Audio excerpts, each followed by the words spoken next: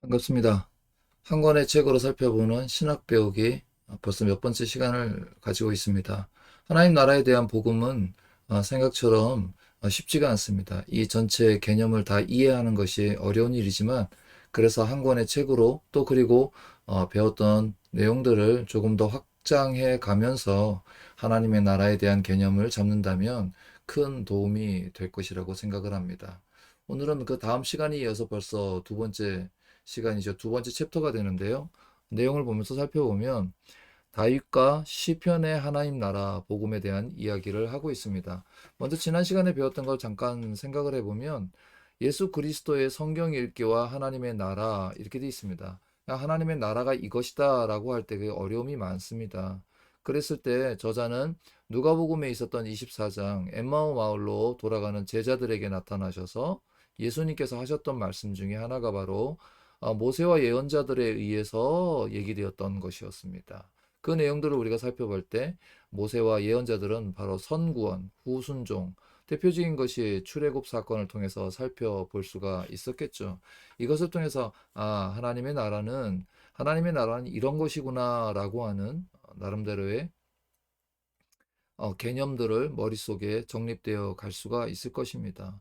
그리고 또한 살펴봤던 것이 바로 시편에서 이것도 역시 누가복음에서 나왔던 말씀이죠. 바로 시편에서 나를 가리켜 한 말이다라고 했을 때 바로 예수를 갖다가 시편에서는 어떻게 말하고 있는가에 대해서도 우리가 저자의 책을 통해서 살펴보았습니다. 이 부분에서 저는 굉장히 중요한 내용들, 참 저자의 그 어떤 날카로운 시선, 그리고 저자가 말하고자 하는 그 시편에 대한 강해를 여러분들이 이 책에서 살펴보는 것이 대단히 유익하다라고 한번 말씀을 드렸더랬습니다. 오늘은 이제 그 이어서 다윗의 심장을 관통하는 뭐 이렇게 표현되어 있네요. 다윗의 심장을 관통하며 들려주는 시편의 가락과 곡조라고 소개되고 있습니다. 이 부분을 조금 더 살펴보면 우리가 하나님의 나라가 시편을 통해서 다윗에게 어떻게 적용되고 또 구현되었는가를 살펴볼 수 있는 기회가 될 것이라 생각합니다. 이제 계속해서 저자의 글을 읽으면서 한 번 더 살펴보는 시간을 갖도록 하겠습니다. 저자는 이렇게 얘기합니다. 시편 안에는 다윗이 굽이치는 파란만장한 인생 모티브가 기승전결의 구조로 나타나 있기 때문에 다윗을 이야기할 수밖에 없습니다. 라고 말씀하고 있습니다. 여러분, 이 다윗은 참 중요한 인물입니다. 특별히 여러분들에게 제가 소개하고 싶은 것은 다윗이 기록했던 32편의 시편과 51편의 시편을 여러분들에게 제시합니다. 여러분, 이 다윗은 그 바세바 여인을 또 그리고 이 연인이 아니죠. 여인 그리고 우리아 장군 그리고 이것을 통해서 결국은 다윗은 범죄하게 됩니다. 이 범죄의 결과는 결과적으로는 아주 많은 영향을 미쳤습니다. 그러나 이 결과와 달리 그 하나님께로는 사함을 받게 되는 장면이 나옵니다. 이 사함의 이 과정은 여러분들이 굉장히 중요한 부분에서 하나 살펴보아야 할 게 있는데요. 이것을 로마서 4장에서 누가요? 바울이죠. 바울이 이 하나님의 나라에 대한 부분을 이야기하면서 능력과 하나님의 이 의가 나타남이다라고 표현을 하게 됩니다. 이것이 이제 로마서의 구조를 이해하는 데 굉장히 도움이 되는데요. 1장에서부터 3장까지 크게는 자, 이방인들에게 이야기하고 두 번째는 유대인들에게 이야기하고 3장에서는 전체에 대한 이야기. 그래서 여러분이 잘 알고 있는 것처럼 모든 사람이 죄를 범하였다라고 말합니다. 그럼 이 근거는 무엇이냐라고 하면 바울은 이 사건을 창세기로 가져갑니다. 창세기로 가져가서 바로 인류가 하나님의 명령을 거역했고 이 거역의 결과는 진노의 대상이 되었다라고 표기를 합니다. 그렇지만 2장에 가서 이것을 바라보고 있는 유대인들은 어떻게 이해를 했습니까? 우리는 선택받은 백성이다. 그리고 우리는 그로 인해서 하나님께로부터 즉 토라에 나타나는 것이 무엇이죠? 제사법, 할례, 그다음에 안식일을 지키는 것, 그 외의 법들을 기록하면서 자, 우리는 이렇게 거룩한 백성이니까 그러나 결국 그들의 역사를 통해서 보면 오히려 하나님 앞에서 우상을 숭배하고 죄를 짓는 것을 그래서 결국은 마찬가지다라고 얘기하는 것이 3장까지 이어집니다. 그 3장 후반절에 이어지면서 자, 이제 그 의가 나타났다라고 할 때 의가 나타남이라는 것을 통해서 하나님의 나라가 어떻게 나타나고 있는가를 시작하는 장면이 나옵니다. 여기에서 바로 나오는 장면이 4장에서 첫 번째 아브라함에 대해서 나오게 되고요. 두 번째가 바로 이 다윗에 대해서 나옵니다. 이 다윗의 대표적인 시편 32편에 있는 말씀을 가지고 바울은 설명을 합니다. 그러면 이 다윗을 통해서 이야기할 때 우리가 의롭다, 그쵸? 이 의롭다를 칭함을 받는 것을 우리는 칭의라고 얘기를 하잖아요. 그랬을 때 이 로마서 4장에 보시면 6절, 7절부터 시작이 될 걸로 기억을 하는데 바로 이렇게 의롭다 칭함을 받는다라고 하는 말에서는 복이 있다 이렇게 표현을 합니다. 의롭다 칭함을 받는 자는 복이 있다. 우리가 사실 의롭다라는 표현이 좀 신학적으로도 굉장히 어려운 표현입니다. 우리가 잘 알고 있는 이신칭의를 설명하는 부분이죠. 그런데 이런 표현이 있죠. 너희는 먼저 그의 나라와 그의 의를 구하라 라고 할 때 이 나라와 의의 개념이 잘 우리 머릿속에 잡히지 않는 것입니다. 그런데 로마서에서는 그 의가 나타났다라고 얘기를 하는 것이죠. 그러니까 의가 나타난 것은 어떻게 나타났느냐? 하나님께서는 구약에 어떻게 그려지고 있습니까? 그는 오르신 분, 선하신 분, 그리고 신실하신 분. 그 신실함은 바로 하나님께서 약속하심을 통해서 나타난다라는 것입니다. 이 약속이 바로 창세기에서부터 시작을 하는 것이죠. 그리고 알다시피 이 약속은 대대를 거치면서 갱신되어져 갑니다. 그런데 이렇게 구조를 통해서 신약에서 바로 주님께서 오셨죠. 이 오심을 통해서 의가 나타났다라고 말하는 것입니다. 그러면 이 나타났다라는 것은 그렇게 해서 우리에게 너희가 이제 의롭게 되었다라고 하는 것이 바울이 말하는 이제 새로운 구원의 방식입니다. 이 구원의 방식은 바로 하나님의 아들 예수 그리스도를 믿는 방식이 되는 것입니다. 바로 그것이 우리에게 수여되는 의로움이 되는 것이죠. 그런데 이 의로움이 실제적으로 수여되고 우리에게 무슨 페이퍼처럼 증명서가 발급되는 거라면 참 들고 다니면서 이것 보세요라고 하면 참 좋겠죠. 그런데 이 재밌는 이 사장의 비유에서 나타나는 것이 무엇이냐면 바로 유대인들은 그럼에도 불구하고 율법에서 벗어나지 못하고 있었다는 것입니다. 이때 이 율법에서 벗어나지 못하고 있을 때 첫 번째 아브라함을 통해서 야, 이 아브라함을 봐봐. 아브라함은 율법이 있기 전의 사람인데 그가 믿음에 믿는 것을 의로 여겼지 않냐라고 얘기를 하면서 두 번째 다윗을 얘기하는데 이 다윗은 율법 아래에 있는 사람입니다. 그럼 율법 아래에 있는 다윗은 어떤 죄를 저질렀는가라고 할 때 이 죄는 말 그대로 어마무시하죠. 그렇지 않습니까? 자, 바세바의 여인을 보면서 간음을 하게 되죠. 그 다음에 아이가 잉태되니까 이것을 처리하기 위해서 우리아를 잠자리로 들게 유도했죠. 이런 기만적인 행동뿐만 아니라 그것이 통하지 않자 어떻게 했습니까? 우리아 장군을 최전방으로 보내고 또 자기의 군사들을 물리게 함으로 인해서 결국은 우리아 장군을 처참하게 죽이는 장면. 그렇다면 하나님의 계명으로 본다면 네, 전화가 잠시 중단되었습니다. 네, 그래서 바로 그 다윗은 이 법 아래서는 결국은 죽음을 피할 수 없는 자라는 사실을 우리가 알고 있어야 합니다. 그런데요, 이 시편 32편에 보니까 바로 죄 사함을 받는 자라고 표현을 합니다. 그리고 여러분들 우리 잘 알고 있듯이 51편의 기록을 통해서 보다 바울이랍니다. 다윗은 이것이 하나님의 은혜와 긍휼에 근거하고 있다라고 얘기를 합니다. 자, 여기서 중요한 것이 바로 그 전에는 어떠한 것이었냐면 율법에 근거한 것이었습니다. 율법 아래서 행한 것입니다. 그런데 이제는 어떡하죠? 은혜와 긍휼이라고 하는 아래에서, 그러니까 방식이 달라지는 것입니다. 요거를 이해할 필요가 있습니다.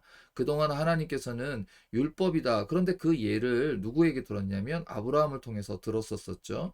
그런데 이제는 하나님의 통치의 방법이 율법이 아니라 바로 은혜와 긍휼이다라는 사실입니다. 근데 여기서 여러분들이 오해하지 않으셔야 될 것이, 하나님께서 그러면 이 율법만을 가지고 이스라엘 백성을 옥죄었는가? 그렇지는 않습니다. 그래서 여러분들, 저희가 좀 필요한 것이 무엇이냐면 구약에 대한 올바른 이해와 공부가 필요한 것입니다. 구약에서 하나님께서 율법을 주시는 것은 어느 날부터 율법을 주시고자 지켜라 라지 하지 않습니다. 이미 약속으로 보면 하나님께서 시내산에 오셔서 그 이스라엘 백성에게 법을 모세에게 주셨을 때 하나님께서는 그 관계의 법으로 주신 것입니다. 그리고 나서 그 계약, 언약, 이 언약에 따라서 백성들은 무엇을 가지고 살아가야 하느냐? 율법이라고 하는 것을 통해서 하나님 백성으로서 살아가는 통치의 개념에 있었던 것이죠. 그런데도 불구하고 이들은 이 율법을 어떻게 되겠습니까? 규정으로 만들어 버렸고, 그것을 지킴으로 인해서 하나님의 백성의 정체성이 아니라 오히려 자기 신들의 자랑으로 삼았다는 것을 알 수 있습니다. 하나님께서는 바로 이렇게 교만을 싫어하십니다. 그리고 그 교만은 바로 넘어짐, 패망하는 것에 앞잡이가 된다는 것은 바로 아까 말씀드렸던 것처럼 이스라엘 백성이 가지고 있었던 구조 아래에 있다는 것입니다. 이 말씀을 드리는 것은 오늘 이 저자의 글을 읽기 전에 시편에서 바로 다윗이 그런 역할들을 하고 있다. 그러니까 우리가 이것을 선언하고 나면 우리가 받아들일 때 참 어렵습니다. 자, 너는 이제부터 죄가 없어. 이렇게 얘기를 하면 우리 입장에서는 이게 뭐지? 이렇게 할 것입니다. 그런데 예를 들어서 어떤 게이트를 통과할 때, 문을 딱 열 때, 너 없네? 통과. 이렇게 된다는 것이죠. 자, 우리가 어떤 범법자가, 이제 교도소에 갔다 왔습니다. 그럼 전과 기록이라는 것이 남습니다. 그래서 내가 취업을 하려고 하면 그 기록이 따라다닙니다. 그러면 없어진다라고 하는 것은 이제 그 감옥에서 나오는 정도가 아니라 그 기록이 말소되는 것입니다. 그러면 우리가 예를 들어서 어떤 기관에다 저 하겠습니다라고 딱 냈는데 그 기록이 없어지는 것이죠. 그러니 오늘날의 사고하고는 잘 맞지 않습니다. 오늘날은 어떻습니까? 그런 기록이 계속 남아 있어야 되죠. 예를 들어서 최근에 성추행범이라든지 성과 관련된 법은 쉽게 사라지면 안 됩니다. 그렇지 않습니까? 그런데 그런 범법자들도 여러분 지금 사라진다라고 생각해 보십시오. 여러분들은 아마 이거를 쌍수를 들어서 환영하지 못할 것입니다. 그런데 오늘 이 보면 다윗은 바로 그런 범죄를, 최근에 우리의 그 시선으로 보면 절대 잊혀져서는 안 되는 범죄를 지은 사람이 누굽니까? 바로 다윗입니다. 그런데 다윗은 하나님께로부터 사함을 받았습니다. 그러나 여러분 기억하실 것은, 사함을 받았지만 그 결과는, 그러니까 그 죄에 대한 책임은 결코 쉬운 것이 아니었다는 것, 여러분이 함께 알아두셨으면 좋겠습니다. 제가 왜 이 이야기를 먼저 하고 지나가느냐면, 여러분들이 이 시편을 통해서 이 저자가 이 시편에서 그 이야기를 하려고 하는 가장 중요한 요인이 예수가 어떤 분이신가라고 하는 것입니다. 바로 이 예수는 신약에 바로 우리의 복음의 가장 중심이지 않습니까? 구약에서 예언되어지신 계시되신 완전한 계시자이십니다. 그리고 그 약속의 성취자로 나타나신 분이 예수인데, 그 예수님께서 지금 시편의 인용을 통해서 엠마오로 가는 제자들에게 그 시편이 나를 가르쳐 한 말이다라고 하는 것을 이야기한다면, 바로 오늘 이 다윗처럼 이 다윗이 자신의 어떤 파란만장한 인생의 모티브를 이 시편에 잘 녹여 놓았다면, 우리가 그 시편의 인간상, 그 시편에서 말하고 있는 인간, 시편적 인간이란 무엇일까라고 하는 기준으로 본다면 우리는 하나님의 나라를 더 이해할 수 있다는 것입니다. 시편에서 먼저 기록했을 때 처음에 뭐라고 그러고 정의를 했냐면, 시편은 두 가지의 상황을 보여줍니다. 의인과 악인, 이렇게 표현합니다. 바로 그 의인이라고 하는 것이 무엇이냐라고 할 때, 우리 생각에는 우리가 의로운 행동을 해야만 의인이다라고 얘기를 하지만, 시편의 인간은 이렇게 무너져 있는 인간이라는 것입니다. 그러니까 여러분들이 오히려 교회를 다니고 또 여러분들이 신앙생활을 하면서 나는 무너졌어. 나는 어떻게 해요? 나는 회복되지 못할 거야 라고 하는 사람은 이 시편 앞에서 엎드리면 되는 것입니다. 어떻게 보면 모든 성경은 하나님께서 위에서 아래로 내리고 있다고 하면 이 시편은 인간으로부터 하여금 하나님께로 올리고 있는 부분에 집중하고 있다는 것이죠.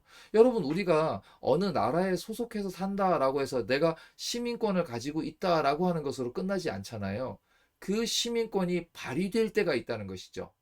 바로 그 발휘되는 것을 우리가 어떻게 해요? 누린다라고 말할 수 있습니다.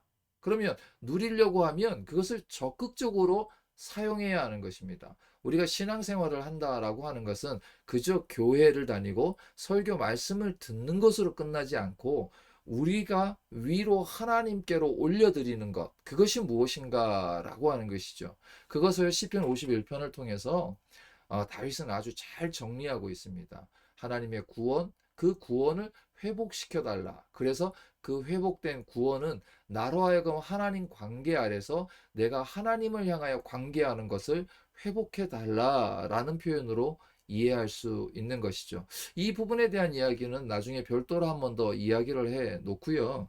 이 책을 읽으면서 이 부분을 한번 말씀드리고 넘어가면 좋겠다 싶은 것이 있었습니다.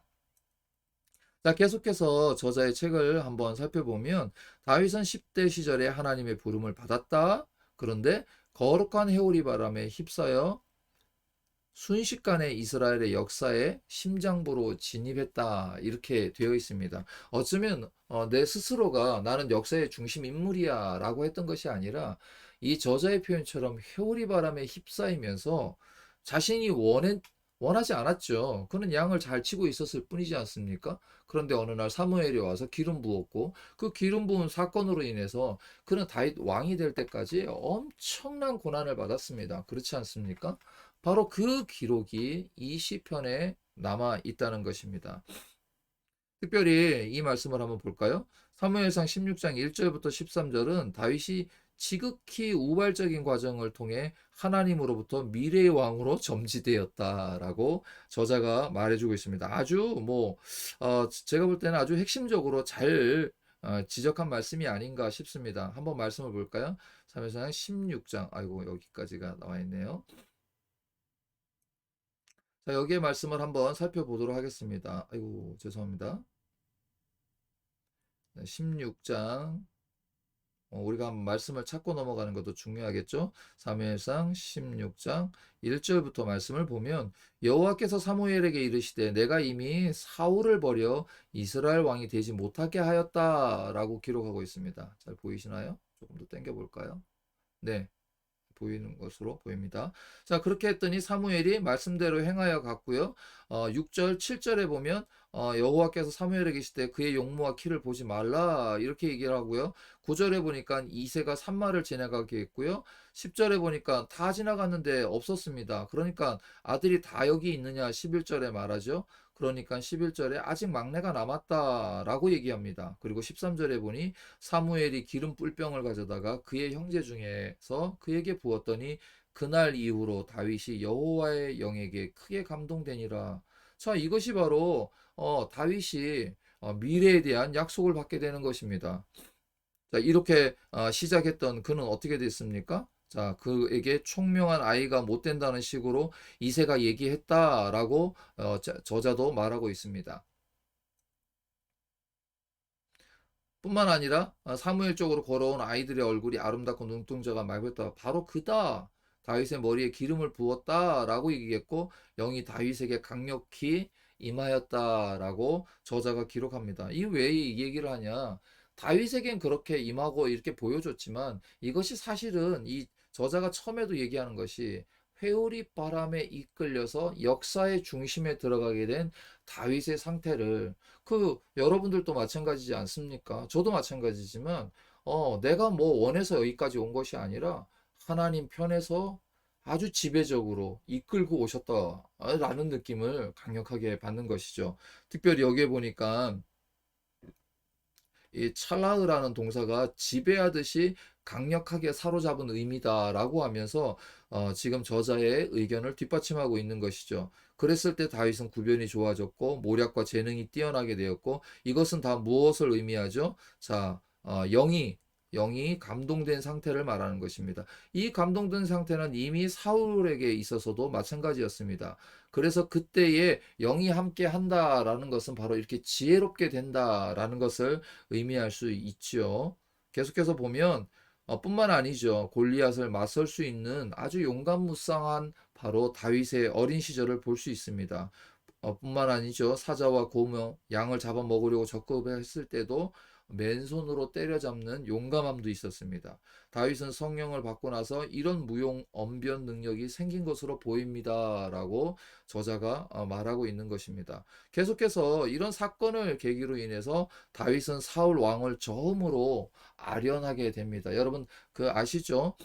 그 형들을 찾으러 갔다가 하나님을 모욕하는 골리앗을 보게 되고 그 장면에서 사울은 자신이 입고 있던 그 뭐죠?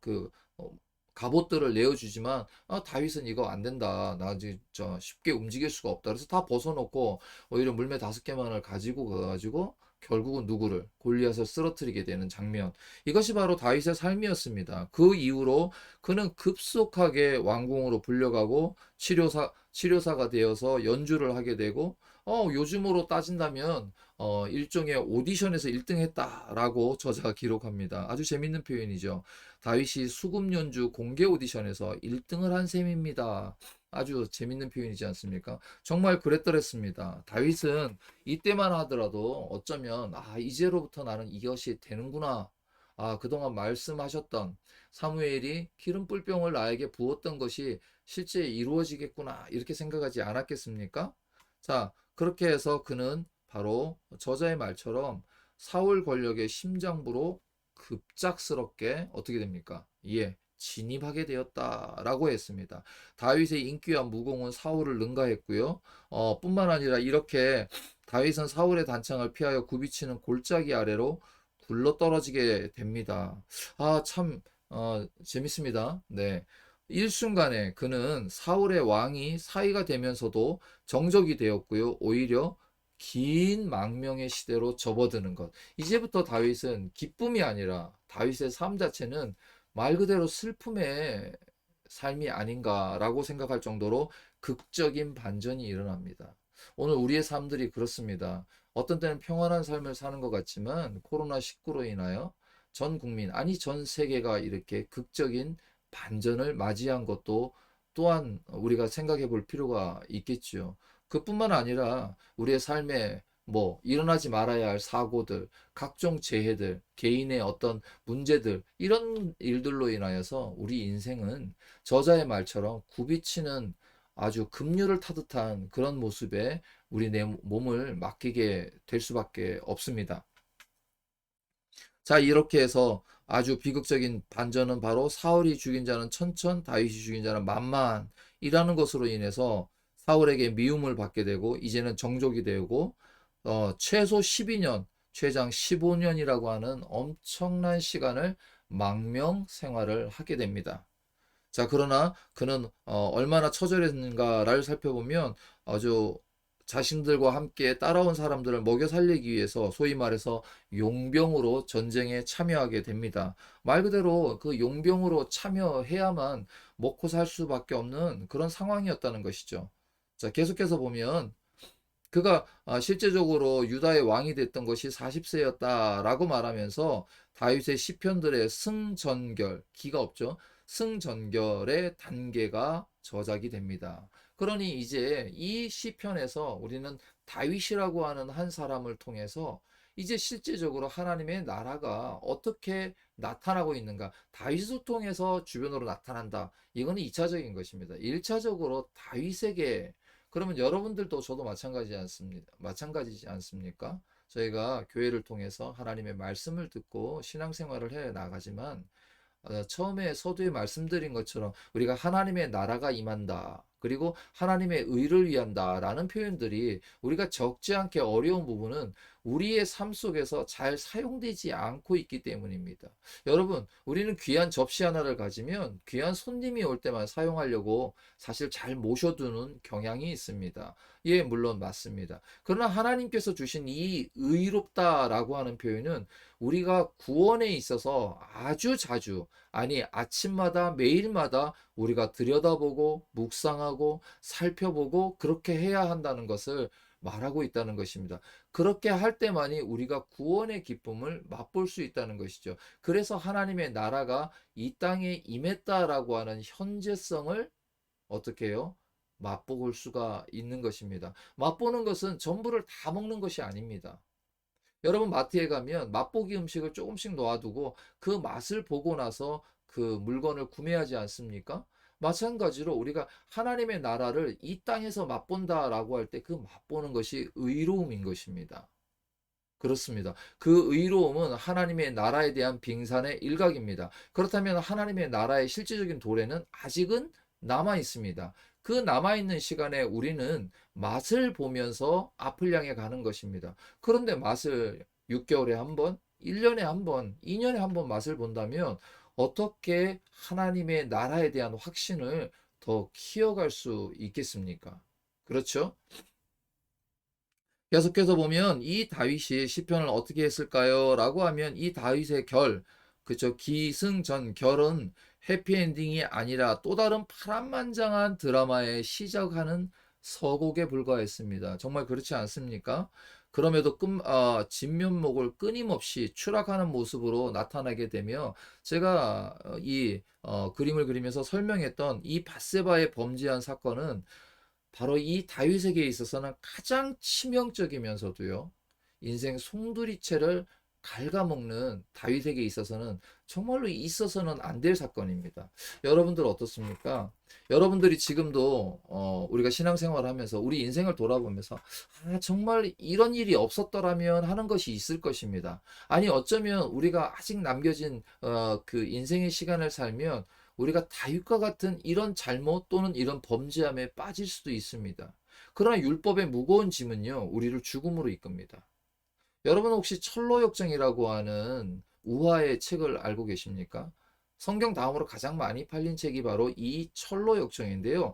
이 철로역정에서도 이 율법은 강력하여서 신앙생활을 시작하고 있는 철로역정의 주인공인 크리스찬을 완전히 엎어버립니다.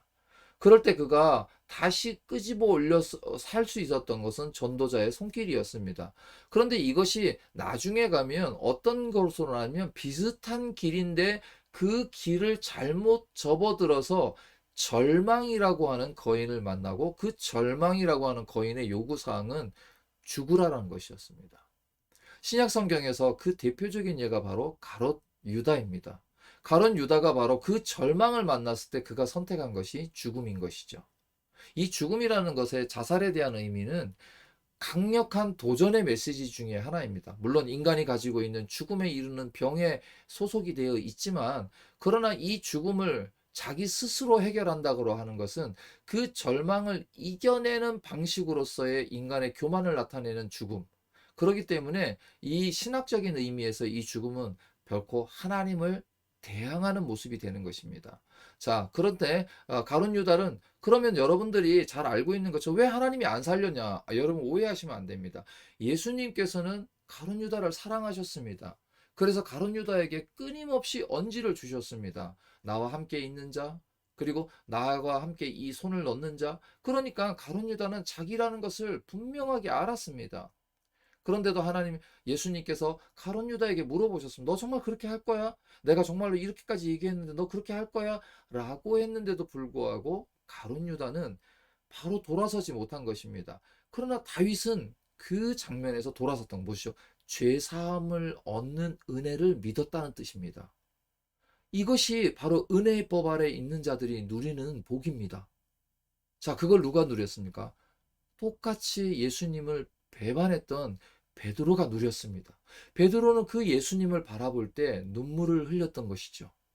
이 차이는 우리 어린아이들 보면 알 수 있죠. 어린아이들이 잘못을 하면 부모님들이 너 잘못했지? 그러면 어떤 아이들은 씩씩거리면서 아니라고 막 바득바득 우기는데 어떤 친구들은 눈물을 뚝뚝 떨어뜨리면서 물론 서러워서 우는 경우도 있지만 울음을 떨어뜨렸다. 베드로가 성경에 보니까 바로 울었다. 그 밤에 울었다라고 기록하고 있습니다. 성경이 말하고자 하는 것은 바로 은혜와 긍휼이 시작하는 지점이 어디냐? 이 죄사함에 있다는 것을 의미합니다.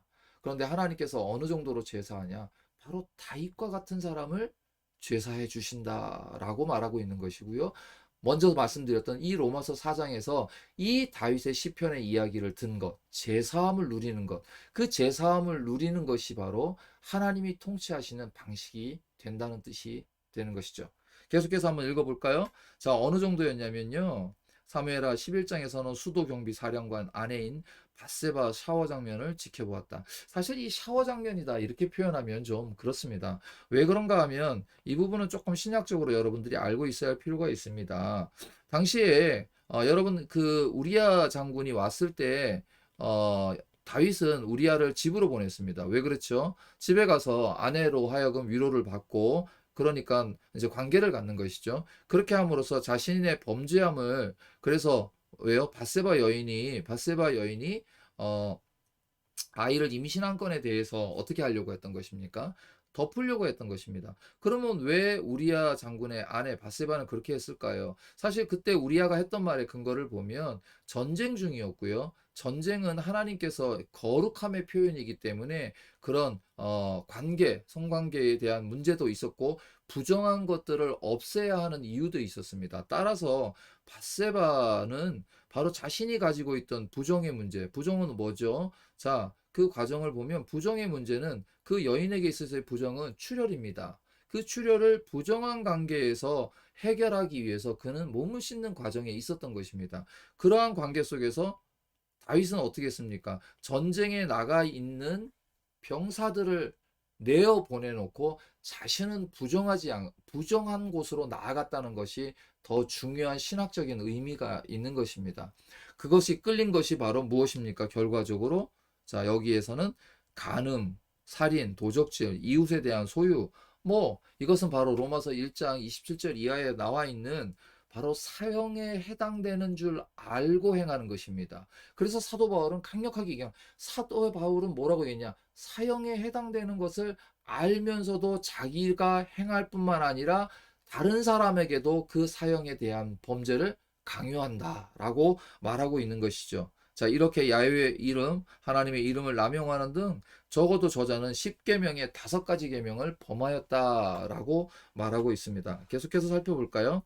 그래서 아버지는 그 죄를 본받고 본받는 자가 맏아들이 누굽니까? 암논이다라고 하면서 그 죄의 유전성을 더 강조하고 있는 것이죠. 이복누이 다말을 성폭행 당하고 다말의 친오빠이자 자신의 이복 여동생인 압살롬에 의해서 살해당하고 이것이 그저 그가 하나님으로부터 용서를 받았지만 소위 말해서 죄의 값, 죄책에 대해서 그 결과를 나타내고 있는 것입니다. 압살롬은 맏형을 죽였다. 3년 동안 외갓집에 가서 망명생활을 하고 돌아왔다. 자, 이런 모든 내용들이 바로 다윗의 범죄함으로 그 다윗의 후반부에 따라다녔던 것입니다. 그리고 2년 후에는 망명정부를 구성해서 오히려 왕위를 찬탈하려고 쿠데타를 그리고 약 3년 동안 왕권을 휘두르다가 결국은 군대 장관이죠. 모압에게 살해를 당하고 마는 것이 이 다윗의 인생에게 드러났던 이야기라는 것입니다.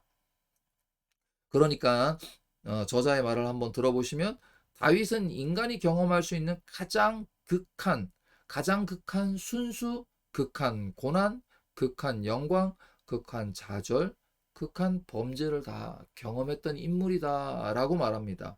자신의 죄로 인해서 초래된 모든 나락을 다 경험했기 때문에 다윗의 인생 사이클은 죄 아래 사는 만민에게 공감을 자아낸다는 것이죠.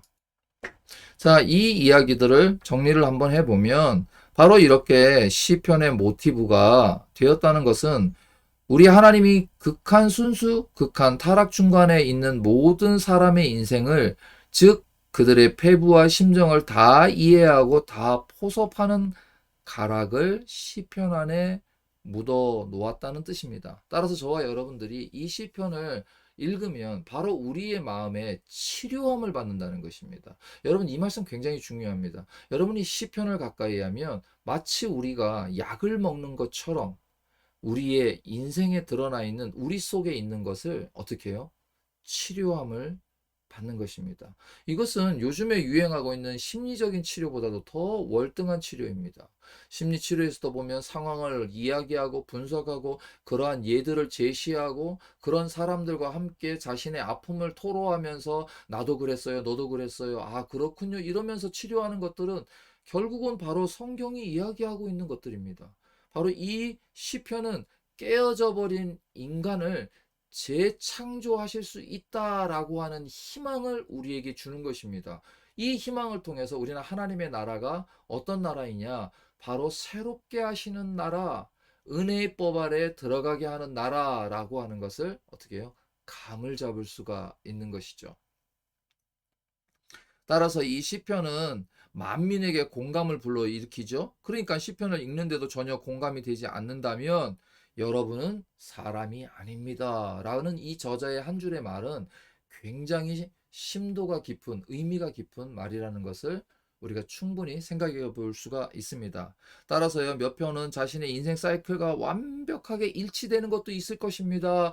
라고 이 저자가 말을 하고 있습니다. 계속해서 볼까요? 이 시편에는 어떤 것들이 드러나 있느냐? 시편에는 바로 인간의 죄악, 바로 죄악의 바닥에 치고 있는 인간성을 드러내주고 있다. 그런데도 불구하고요, 그곳에서 그 죄인을 사랑하시는 하나님의 신비한 사랑을 경험하게 된다는 것입니다.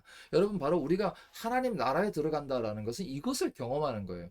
바로 바울이 그걸 경험했습니다.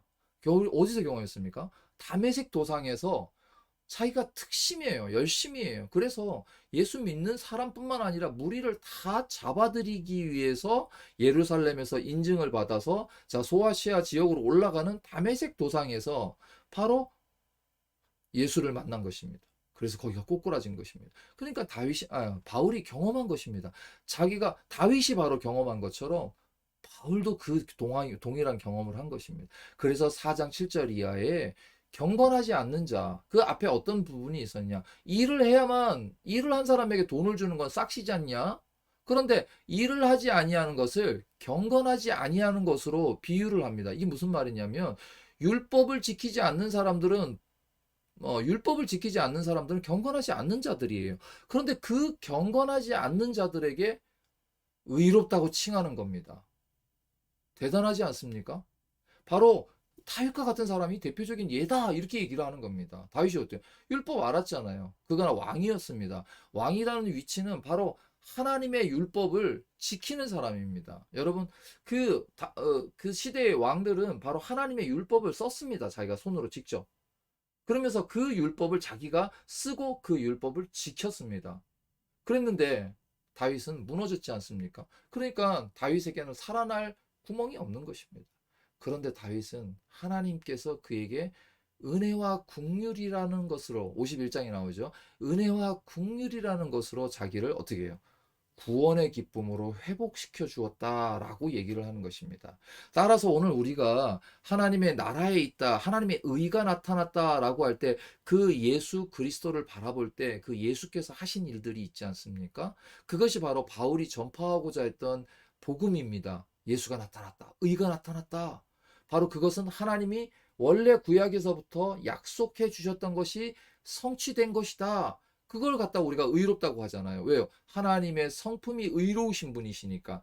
그것이 나타났다. 그러니까 그것을 너희가 믿으면이라고 얘기하는 것입니다. 근데 믿으면 우리는 어떻게 나타나느냐? 바로 이 무너져 버린 다윗처럼 하나님 안에서 우리가 회복되는 것을 경험한다는 것이죠. 그것이 사도행전 13장 그의 설교에서 또 나타나죠. 그의 이름으로 그의 사하심을 받고 죄사함을 받는다라는 것으로 나타난다는 것입니다. 자, 이런 부분들이 이 저자의 글 뒤편에 사실은 숨어 있는 것이기 때문에 이 모든 걸 다 이해하기가 좀 어려운 부분이 없잖아 있는 것이죠. 그래서 저자는 강력하게 말합니다. 시편을 꼭 읽으셔야 합니다. 여러분 중에서 복수심이 가득한 사람, 죄책으로 잠자리에서 파리해져 가는 사람, 열등감, 수치심으로 어찌할 바를 모르는 사람들은 시편의 언어와 곡조, 음률과 가락, 그것을 통해서 위로를 받으셔야 한다. 이렇게 되어 있습니다. 증오심이 가득한 사람을 돕는 시편이 있습니다.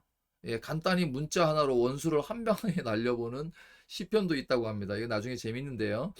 3년 묵은 체중을 뚫어주는 시편의 구절도 있습니다.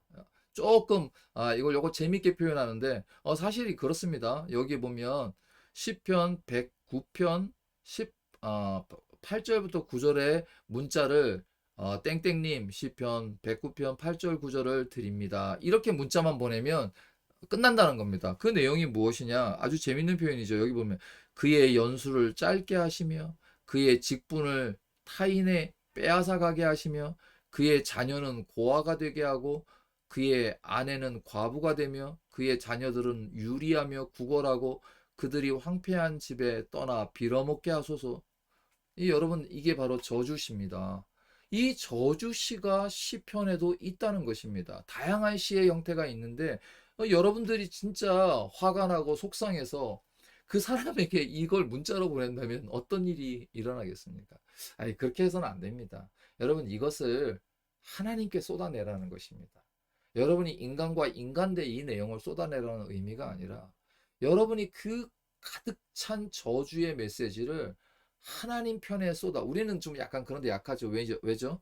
하나님을 경건하신 분, 경건의 대상으로 보기 때문에 우리가 그걸 우리가 알아서 해결하고 와야지. 어떻게 이걸 갖다 하나님께 쏟아놓냐 이거예요. 그렇죠?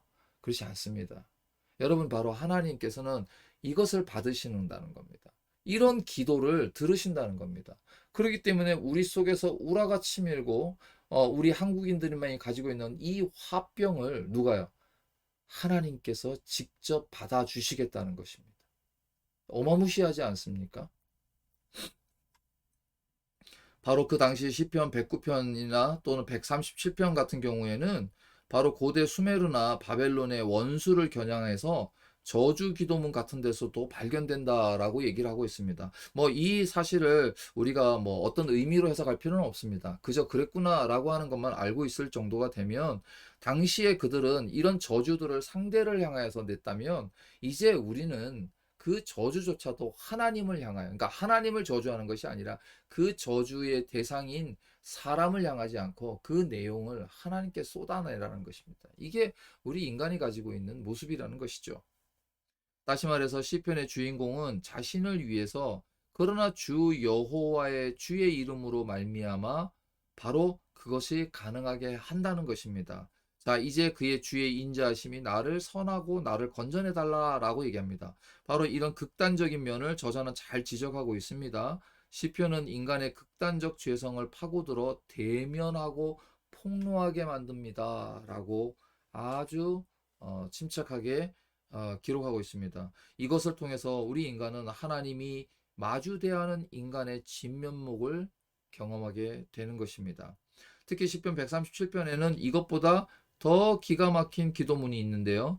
멸망할 딸 바벨로나 내가 우리에게 행한 대로 내게 갚는 자가 복이 있으리라. 내 어린 것들을 바위 위에 메어치는 자는 복이 있으리라. 네, 바벨론이야말로 이스라엘의 적 중에 적, 원수 중에 원수 아닙니까? 그런데요, 그 원수를 어떻게 해요? 대신해서 보복하는 것이 기쁨이 된다라는 얘기입니다. 이것이 바로 우리 심정에 있는 것입니다. 우리 마음속에 늘 누군가를 미워하고, 그런데요, 그것을 가지고 하나님의 나라에 살 수는 없습니다. 따라서 하나님께서는 그것을 받아준다. 시편적 인간입니다. 이것이 바로 월터 그루그만이라고 하는 저자가 이야기하고 있는 시편적 인간이 무엇인가라고 하는데 아주 잘 기록되어 있습니다. 그렇게 두껍지 않은 분량의 책인데 여러분들이 한번 소개를 한번 해드리면 좋은데 여러분들도 한번 그 책을 찾아서 그 시편적 인간이 무엇인가라는 것을 한번 탐독해 보시면 많은 위로를 받을 수 있을 것입니다. 자, 여러분, 이 세상에서 자기 죄 때문에 처참하게 무너져 본 사람 아시죠? 처참하게 무너져 본 사람은 예수가 얼마나 놀라운 하나님의 복음이며 선물인지를 압니다.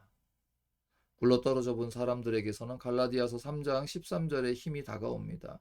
그리스도께서 우리를 위하여 저주를 받은 바 되사 율법의 저주에서 우리를 속량하셨으니 기록된 바 나무에 달린 자마다 저주 아래 있는 자라 하셨습니다. 여러분 신명기의 말씀이죠. 바로 이것이 바울에게서는 늘 걸림이었습니다. 왜 걸림입니까? 아니 내가 알고 있는 성경에서는 저주받은 자가 나무에 걸려서 죽는데 바로 예수가 그렇게 죽지 않았냐? 그런데 어떻게 예수를 내가 믿을 수 있느냐? 그래서 사람들은 이 사실을 숨겼던 것입니다. 그러나 그가 담에색 도상에서 예수를 만나고 나서야 완전히 바뀌었습니다. 어떻게 바뀌었습니까? 내가 복음을 부끄러워하지 아니하노니 바로 부끄러워했던 그것을 부끄러워하지 않게 되었다는 것이 왜 그러냐? 내가 인간으로서 쏟아내어야 할 모든 저주가 하나님 편에서 보실 때는 하나님께서 인간이 진노 대상이죠. 말씀드렸죠. 로마서 1장, 2장, 그리고 3장 모든 사람이 죄를 범하였음에 그 죄의 결과는 하나님의 진노를 받아 마땅한 것인데 그 진노가 누구에게 쏟아지고 있습니까? 예수 그리스도에게 쏟아지고 있는 것입니다. 바로 이렇게 인간 자신의 실존을 깨닫게 되면 그 죄를 감당하신 그리스도가 우리의 눈에 선명하게 들어오는 것입니다. 바로 그것을 다윗이 알았다. 다윗은 바로 자신이 그것을 깨달았다. 어떻게 해요? 죄 사함을 받는 것을 다윗이 깨달았다는 것을 바울이 로마서 4장에서 아주 강력한 근거로 제시하고 있는 것입니다. 자, 그렇게 해서 이런 사실을 알죠. 자, 그러면 여기에 보시면 또 이런 비유가 있습니다. 마가복음 2장 5절에 보면 소자야, 내 죄가 용서함을 받았다. 너는 이거 좀 내려놓을까요? 너는 이제 일어나 걸으라라고 큰 소리로 말씀하셨습니다. 바로 여러분 그렇습니다. 자기 죄가 얼마나 참혹하고 가증스러운지를 전혀 모르는 영적 무감각자들은 예수가 죄를 용서하는 장면을 보고도 아무 감동을 느끼지 못합니다. 여러분 이것이 바로 우리가 점검해야 할 부분입니다. 저와 여러분들이 바로 이런 부분을 말씀을 통해서 우리 자신을 점검해 볼 수 있습니다. 하나님의 나라의 통치는 여러분 강력한 진노로 이루어지지 않습니다. 사랑의 법으로 이루어지는 것을 알 수 있습니다. 그런데 우리는요, 바로 그런 진노의 법 아래 자꾸 가려고 합니다. 잘못하면 한 대 때리고, 한 대 맞으면 해결하고, 바로 이것입니다. 그렇지 않습니다. 우리가 이미 잘못한 것은 하나님께서 그리스도를 통하여 용서하셨기 때문에 그 용서를 믿는 자들에게 적용되는 법입니다. 그런데 우리는 그렇죠. 왜? 우리 속엔 약간 우리의 생각이 있기 때문입니다. 예, 이러다가는 몇 페이지 못 넘어갈 것 같은데요. 조금 더 빨리 가보겠습니다. 자, 마가복음 5장에는 그 혈루증을 앓았던 여인처럼 주님의 옷자락을 잡기 위해 필사적으로 접근합니다. 왜 그러냐? 바로 이 여인을 통해서 예수님의 능력이 빠져나갔다라는 것을 알려주고 있기 때문입니다. 이 부분을 보면 여기에 이렇게 표현이 되어 있죠. 죄로 인해 자신의 생명 에너지가 누수되는 죄인들에게 바로 그것을 혈류병 환자를 통해서 주님의 옷자락을 잡으면 나을 것이라는 믿음을 갖고 주님을 향해 나아간다라는 것입니다. 심령이 가난한 자들은 이렇게 되죠. 이 심령이 가난한 자들의 주제는 바로 시편 51편의 주제입니다. 하반부에 가면 심령이 가난한 자, 그가 어떤 사람입니까? 여러분 마태복음 5장에서도 가장 중요한 메시지가 바로 심령이 가난한 자가 되지 않습니까? 이 심령이 가난한 자의 대표가 무엇입니까? 여러분 천국에 들어가는 것입니다. 심령이 가난한 자는 복이 있나니 그 심령이 가난한 상태가 될 때 우리는 하나님의 나라를 경험하게 되는 것이죠. 이게 굉장히 중요하죠. 그리고 나서 뭐 예를 들어서 시편에는 원시적인 보복 감정도 있다. 야만적인 감정을 방출하는 무제한 허용한다. 이게 뭐예요? 언어로서 하나님 앞에 쏟아낼 수 있는 것을 받아주시겠다는 겁니다. 그런 저주 어린 언어를 하나님께 향하여 토하도록 유도한다. 여러분 이게 믿어지십니까? 이 저주를 사람에게 퍼붓지 말고 하나님께로 토로하라고 말합니다. 저자가 아까 문자 보내렸다고 정말로 문자 보내시면 안 됩니다. 바로 이것이 하나님께 가능하다는 것입니다. 우리는 그런 길을 열어주신 거예요. 하나님께서요. 이것이 바로 하나님 나라에 살아가는 우리, 그래야만 우리의 상태, 우리 심령의 상태가 가난한 상태가 됩니다. 자, 따라서 그런 저주는 사람 앞에서 하면 안 됩니다. 그것은 저주입니다. 라고 말했습니다. 여러분들, 바로 이렇게 저자는 강력하게 얘기합니다. 여러분 실험해 보세요. 정말 10분 이상 비난하고 저주할 만한 한 사람을 정해서 3일간 계속 그를 생각하고 저주 기도를 하시고 여러분의 영혼이 얼마나 맑아지는지를 확인해 보라라고 아주 학답처럼 얘기하고 있습니다. 이것이 바로, 그리고 가장 결론적으로 이렇게 얘기합니다. 이것이 바로 시편 기도의 진수입니다. 여러분, 이렇게 하나님 나라는 실제적인 것입니다. 여러분 맛보는 것은요, 여러분 그냥 맛보면 되는 것입니다. 이것을 맛보라는 것, 죄사함을 맛보라는 것입니다. 이것이 바로 시편 기자가 이야기하고 있는 것입니다. 이 저자는 그것을 발견했습니다. 자, 여기 보면, 그래서 시편은 부재 중인 하나님의 나라를 경험하는 영혼의 생존, 연단, 성장, 성숙, 성화의 비망록입니다. 얼마나 멋진 말입니까? 그렇지 않습니까? 자기 죄 때문에 당하는 고난, 그쵸? 자기 죄 때문에 당하는 고난은 자기가 잘못했으니까. 그런데 두 번째가 뭐죠? 죄 없이 당하는 자의 고난. 근데 세 번째가 더합니다. 다른 사람의 죄를 뒤집어 쓰고 당하는 대속적인 고난. 여러분들 억울할 때 있지 않습니까? 나만 아는 사실들. 세상은 참 억울한 거 천지이지 않습니까? 그런데 이것을 어떻게 해요? 바로 이 세 가지 고난이 시편 안에 다 있다는 것입니다. 여러분, 이것이 우리 인생을 살아가는 사이클입니다. 여러분, 우리 인생이 이렇게 살아가고 또는 이렇게 살아가지 않지 않습니까? 계속 이렇게 진동하고 막 이러면서도 이게 이런 식으로 살아가는 것이 인생의 모습 아닙니까? 평탄한 길을 걸은 것처럼 보이지만 그 평탄함 속에서도 끊임없이 흔들어대는 우리의 모습이 우리 마음의 모습입니다. 근데 이것을 어떻게 해요? 시편에서는 인정하고 허용한다는 것입니다. 자, 다윗을 의롭게 하시는 하나님은 또한 우리를 의롭게 하셨습니다. 이 부분이 참 중요하죠. 여러분, 이 부분이 중요합니다. 다윗을 의롭게 하신 하나님이, 그러니까 다윗도 의롭게 했다면 그리스도를 통한 너희들이야말로 어떻게 하겠느냐라는 것입니다. 이것이 바로 제가 말씀드렸던 32편의 기록입니다. 32편에 보면 바로 죄 사함이 복음을 다룹니다. 엄청나죠? 이것을 바로 32편 바울이 로마서 4장에서 이신칭의를 예비할 때 인증했던 시편, 인증되었다. 거기에 되었던 사용되는 단어가 무슨 파레이였는데 기억이 잘 안 나네요. 이 중간에 뭐가 있는데 이 단어가 여러분 예수님이 말씀하셨다. 예수님이 말씀하시되, 그러니까 예수님이 말씀하신 건 곧 진리잖아요. 이 단어 말씀하신다라고 하는 이 단어를 사도 바울도 씁니다. 내가 말하는데 랄 때 이 말, 내가 확실한 증거를 보여주겠다라고 할 때 그 확실한 증거가 바로 이 다윗의 32편 기록입니다. 자기 죄를 정죄하지 않고 자기 죄를 인하여 정죄받지 않는 자가 복이 있다. 이것이 바로 칭의가 누리는, 의롭다 하는, 하나님의 나라에 들어가 있는, 하나님의 새로운 통치 방식의 지배를 받는 사람이 누리는 은혜의 법입니다. 이 굉장히 중요합니다. 이 은혜의 법을 우리가 깨닫지 못하면 여전히 우리가 자꾸 율법 아래 돌아가려고 합니다. 우리 왜 군생활 할 때 남자분들 기억나시죠? 아, 오늘 밤에 한 대 맞을 것 같은데 그냥 한 대 맞고 자면 편해요. 그런데 안 맞고 넘어가면 아, 이거 나중에 크게 나올 텐데 막 이런 것들이 있잖아요. 여러분, 우리가 죄를 지면 한 대 맞고 그러면 우리가 편하다 이거예요. 그리고 내가 가가지고 뭔가 정한 거 있잖아요. 기도 30번, 주기도문 50번, 뭐 예를 들어서 성경에 50페이지 읽기. 그렇기 때문에 네 죄가 사해졌다. 이러면 우리가 다 할 수 있을 것 같아요. 정말 그렇게 생각하십니까?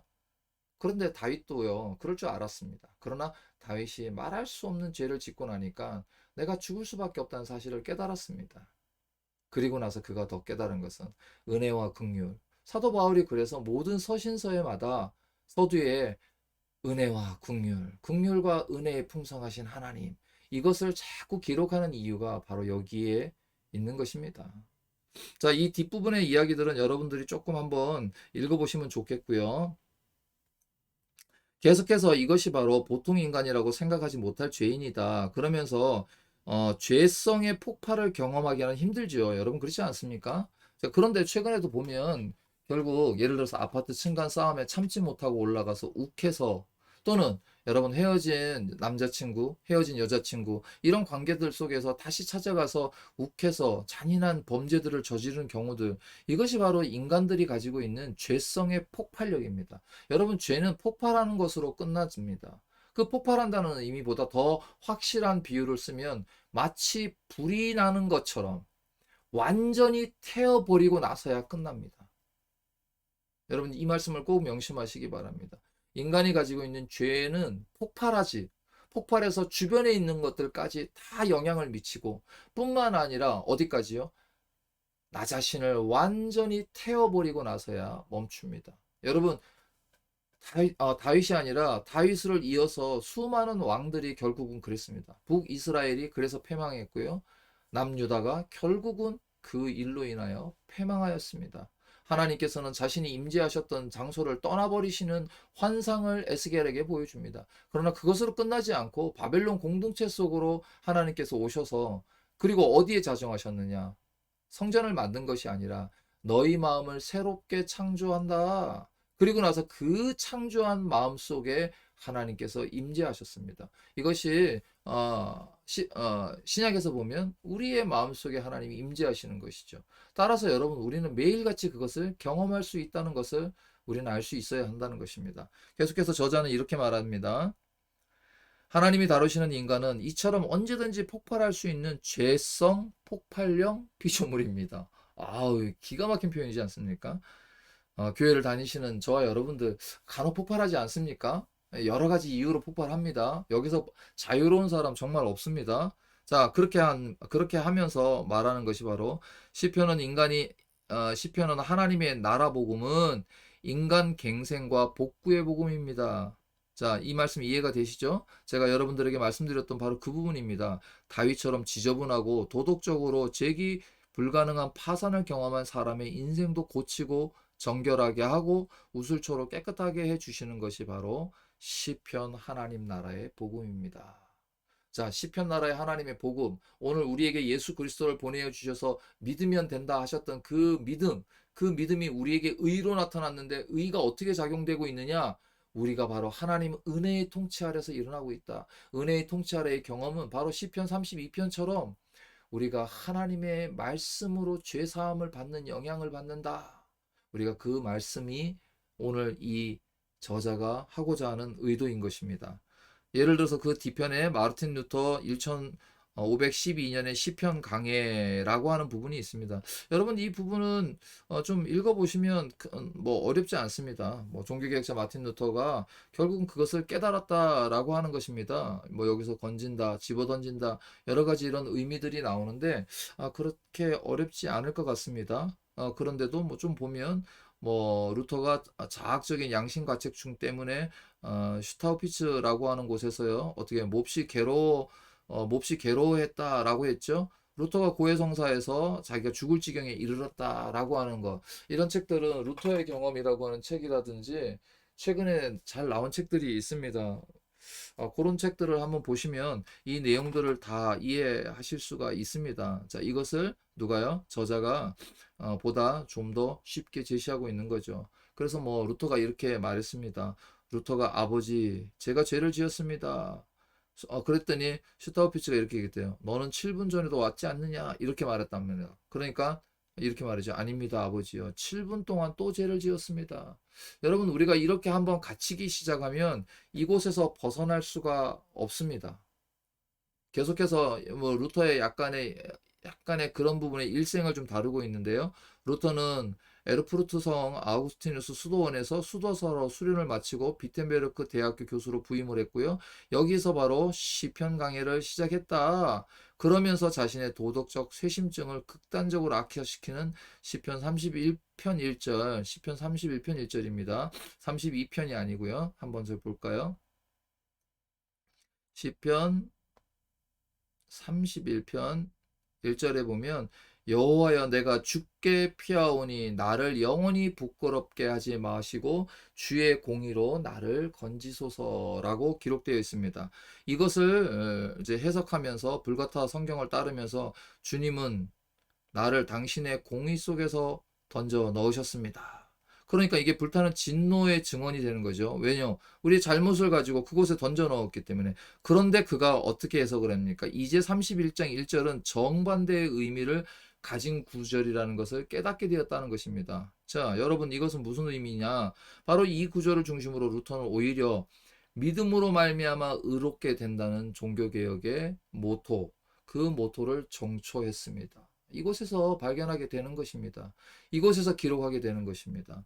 다윗의 인생을 묵상하면서 그 극한 파산에도 하나님이 함께 하셔서 그를 재활 복구시키고 믿음으로 말미암는 의의 증인을 삼았다면 하나님이 누구를 구원하지 못하겠는가라고 생각한 것입니다. 여러분 바로 이 놀라운 이 반전, 바로 이것이 루터가 발견한, 아니 루터가 발견한 것이죠. 하나님께서 루터에게 주신 선물이라는 것입니다. 여러분들 우리 이런 사실을 꼭 알고 있어야 합니다. 잘못하면 이 뒤에서 뭐 이제 여러 가지 비유를 듭니다. 여러분 그 연옥교리 아시죠? 이 땅에서 그 함에다가 돈을 덧치고 땡그랑 하는 소리가 들리면 그 연옥에 있는 사람이 어떻게 천국으로 보낼 수 있다. 이런 말도 안 되는 이제 얘기들을 속에서 여러분들 우리가 신앙생활 하다 보면 그렇지 않을 거라고 생각하지만 여러분 그렇지 않습니다. 여러분들 특별히 오래 다니시는 교인들이 이런 내가 오래 다녔어. 우리 집안이 몇 대째야. 그것은 감사하고 축복받을 만한 일입니다. 그러나 그것이 자랑될 만한 일은 아니라는 것을 분명하게 아셔야 합니다. 왜 그렇습니까? 하나님께서 그러면 그 사람들에게 그렇게 대를 이어서 신앙을 갖도록 하신 하나님은 그를 통해서 하실 일들, 곧 사명의식을 주셨다는 것입니다. 3대째 그가 예수를 믿고 있다면 그에게 하나님께서는 그에 걸맞도록 역할하라는 뜻입니다. 예를 들어서 부자인 사람이 교회를 출석한다면 그 부를 주신 것을 하나님의 영광으로 돌리는 것도 중요하지만 그 부를 주신 하나님이 왜 주셨는가를 알고 그 역할을 감당하라는 뜻입니다. 여러분 에스겔서에 보면 특이한 장면이 하나 나오는데요. 에스겔서에서 보면 25장 부터 열방에 대한 심판의 메시지가 나오는데 26장, 7장, 8장으로 기억하는데 그곳에 보면 두로라고 하는 나라가 나옵니다. 아니 이 두로는 이방인인데 이방 민족이잖아요. 근데 세 개의 장에 걸쳐서 그들의 무엇을요?